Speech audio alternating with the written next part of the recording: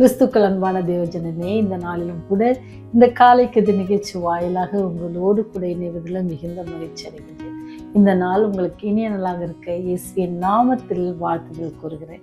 இன்னைக்கு நமக்கு வருகிற வாக்குத்தத்தத்தின் செய்தி எங்கிருந்து அப்படின்னு பார்த்தீங்கன்னு சொன்னா, சங்கீதம் 40வது அதிகாரம் 1வது வசனம். கர்த்தருக்கு பொறுமையுடன் காத்திருந்தேன், அவர் என்னிடமாய் சாய்ந்து என் கூப்பிடுதலை கேட்டார். கர்த்தருக்காக பொறுமையுடன் காத்திருந்தேன், அவர் என்னிடமாய் சாய்ந்து என் கூப்பிடுதலை கேட்டார்.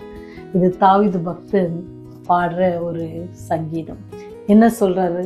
நான் பொறுமை, அதுல ஒரு வார்த்தை ரொம்ப முக்கியமானதுன்னா, பொறுமையுடன் காத்திருந்தேன். யாருக்காக? கர்த்தர் எனக்கு விடுதலை கொடுப்பார், கர்த்தர் என்னுடைய எதிரிகளுக்கு முன்பாக இருந்து என்னை காப்பாற்றுவார், அவருக்கால முடியாத காரியம் ஒன்றும் சொல்லி பக்தன் பாடுறாரு. அவர் சொல்றாரு, நான் என்னிடமாய் சாய்ந்து என்னுடைய கூப்பிடுதலை அவர் கேட்டார். ஆண்டவர் நம்முடைய கூப்பிடுதலை கேட்டா அவர் சும்மா இருப்பாருன்னா கண்டிப்பா இருக்க மாட்டார். ஆனா நாம் என்ன செய்வோம் அப்படின்னு சொன்னா, ஆண்டவர்கிட்ட ஏதாவது ஒன்று கேட்போம். கேட்கறது மாத்திர டைம் பீரியட் வேற கேட்போம். டைம் பீரியட் சொல்லி காரியங்களை அவர்கிட்ட கேட்போம். ஆனா அந்த டைம் பீரியட்ல அது நடக்கல அப்படின்னு சொன்னா நமக்கு என்ன ஆயிடும்? ஆண்டவர் என் ஜெபத்தை கேட்கல, ஆண்டவர் எனக்கு இதை செய்ய மாட்டேங்கிறாரு, ஏன் பொறுமையா இருக்கிறாரு எனக்கே தெரியல அப்படின்னு சொல்லி புலம்ப ஆரம்பிச்சிருவோம், சோர்ந்து போயிடுவோம். இதுதான் நம்முடைய காரியம். விசேஷமா நீங்க பார்த்தீங்கன்னு சொன்னா, ஆண்டவர்கிட்ட சொல்லுவோம், இந்த அடுத்த ஜூன் வர்றதுக்குள்ள என் பிள்ளைக்கு குழந்தை பிறந்துடணும், அடுத்த மார்ச் வர்றதுக்குள்ள என் பிள்ளைக்கு திருமணம் நடந்துடணும், அடுத்த ஜூலை வர்றதுக்குள்ள என் மகளுக்கு ஏதாவது ஒரு பெரிய ப்ரொமோஷன் கிடைக்கணும், என் மகனுக்கு பெரிய ஒரு வெளிநாட்டுக்கு போவதற்கான இதெல்லாம் நாமளே ஒரு தேதி குறிச்சுக்கிட்டு ஆண்டவர்கிட்ட கேட்போம். அந்த தேதி கடந்து போயிடும். அப்போ நம்ம என்ன செய்வோம்?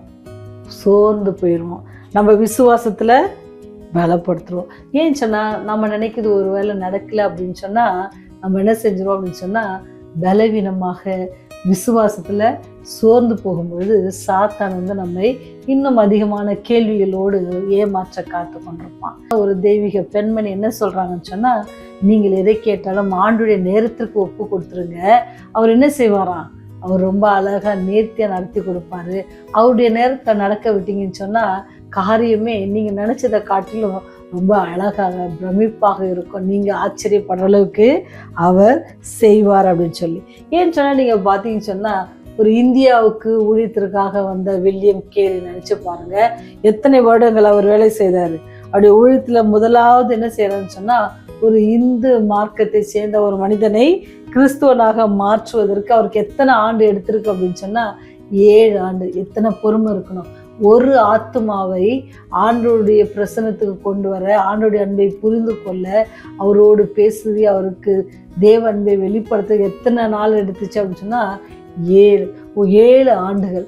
ஒருவேளை 2 ஆண்டு முடிஞ்ச பிறகு ஐயோ இந்த ஊர்லலாம் எதையும் சொல்ல முடியாத அவர் புறப்பட்டு இருந்தாருன்னு சொன்னா, இன்னைக்கு உங்களுக்கும் எனக்கு எப்படி ஆண்டோடைய அன்பை நாம புரிஞ்சிருக்க முடியும்? அந்த சத்தியம் நமக்கு எப்படி கிடைச்சிருக்கும்? நினைச்சு பாருங்க, 7 ஆண்டு. அவர் மாத்திரம் இல்லை, ஆண்டோடைய அன்பை குறித்து சொல்லுகிற ஒவ்வொரு மக்களும். நீங்க ஆப்பிரிக்கா தேசத்துக்கு போனவங்க எல்லாம் என்னன்னு சொன்னாங்கன்னா, 14 ஆண்டுகள் ஒருவரை ரட்சிப்பதற்கு 16 ஆண்டுகள் பொறுமையோடு அவர்களோடு பேசி பழகி, அவர்களோடு உறவாடி, அவருடைய தேவைகளை சந்தித்து, அவங்களுக்கு என்னெல்லாம் சொல்லி கொடுக்கணும் சொல்லி கொடுத்து, பாடங்களை சொல்லி கொடுத்து, வியாதியா இருந்தாங்கன்னா அவங்களுக்கு வியாதிகளை குணப்படுத்தி நிறைய காரியங்கள் செய்திருக்கிறாரு. அப்படி செய்தானே செஞ்சார் அப்படின்னு சொன்னா, அங்க அவரு அநேக கிறிஸ்தவர்களாக மாத்தினாரு.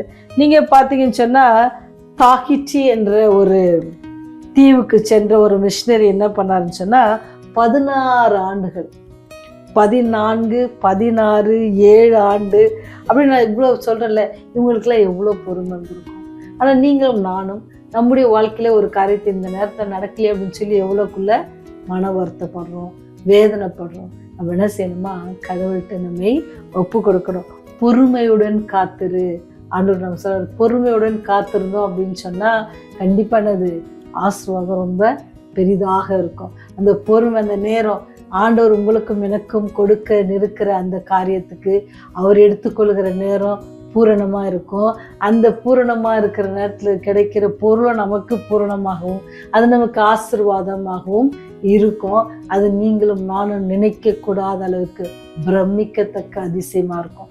ஏன்னு சொன்னா சரி, நிறைய இதெல்லாம் நான் வந்து நடந்தது சொல்றேன். இப்போ லேட்டஸ்டா என்னுடைய சபையில ஒரு வாலிப மகன் வேலைக்காக அவர் வந்து ஒரு 6 மாசத்துக்கு முன்னாக வேலையில நிறுத்தப்பட்டார். அவருடைய வேலையை நல்லா வேலை செஞ்சிருந்தவங்க தான் அவங்க கம்பெனியில நிறுத்திட்டாங்க. ரொம்ப அவங்க வந்து அப்பதான் கொஞ்சம் முன்னேறி வந்திருக்கிறாங்க. முன்னேறி வந்தது மாத்திரம் ஒரு வீடு வாங்குற அளவுக்கு ஒரு லேண்டை வாங்கிட்டாங்க. அடுத்தது வீடு கட்டணும், பேங்க்கிட்ட லோன் வாங்கியிருக்காங்க. ஏன்னு சொன்னா நல்ல வேலையில இருக்கிறாங்க அப்படின்ற அந்த யோசனை.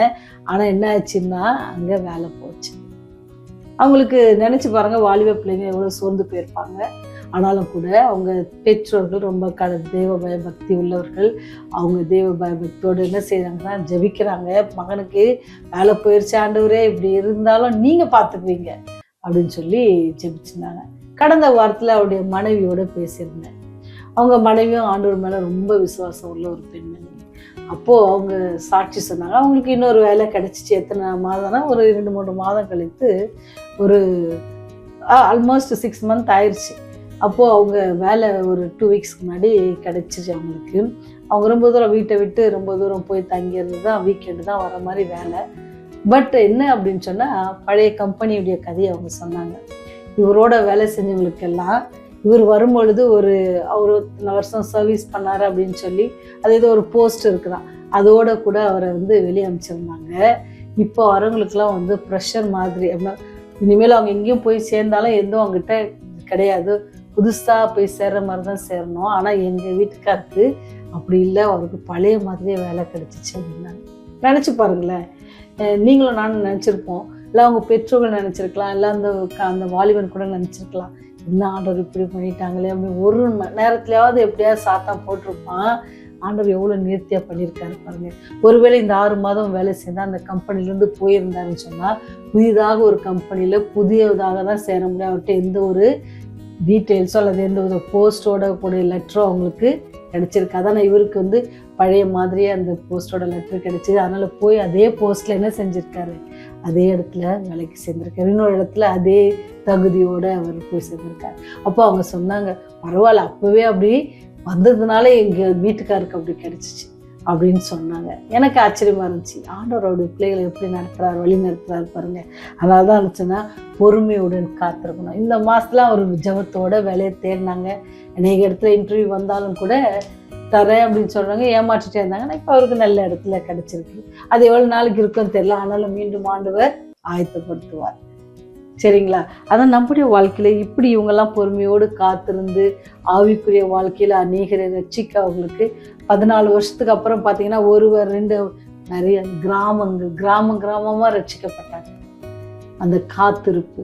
இப்போ நீங்களும் நானும் பொறுமையோடு காத்திருந்தோம் அப்படின்னு சொன்னால் ஆண்டவர் நமக்கு தேவையான நேரத்தில் தேவையான காரியங்களை செய்ய காத்திருக்கிறார்.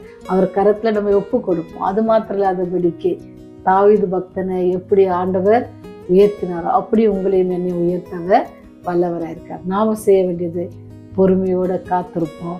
அப்புறம் கர்த்தருக்கு பொறுமையோட காத்திருப்போம். அவர் வரும்பொழுது நம்ம அவரோடு கூட அழைத்து செய்வோம். அதுக்கு நடுவில் நடக்கிற எந்த காரியங்களும் அவர் பார்த்து கொள்ளாருன்னு சொல்லி அவர்களை ஒப்பு கொடுப்போம், ஜெபம் செய்வோம். கிருபை நிறைந்தவரே, இரக்கம் நிறைந்த தகப்பனே, எங்களுடைய கிருபையினால ஒவ்வொரு நாளும் வழி நடத்துகிறீர். ஏற்ற வேளையில எங்களுடைய தேவைகளை சந்திக்கிறீர். ஒருவேளை நாங்கள் அவசரப்பட்டு சில காரியங்களை செய்தாலும் அதில் மாட்டிக்கொண்டாலும் கூட கர்த்தாவே நீர் எங்களை பாதுகாத்து அதிலிருந்து விடுவிக்கிறீர். அதற்காக நன்றி செலுத்துகிறோம்.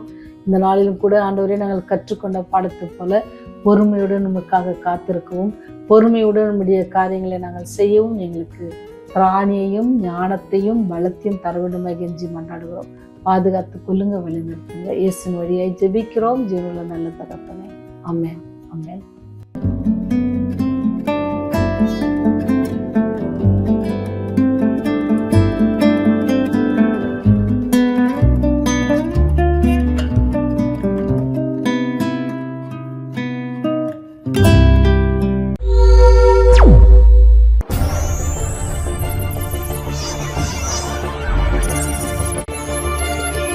நீங்கள் பார்த்துக் கொண்டிருப்பது உங்கள் ரிவைவல் டிவி.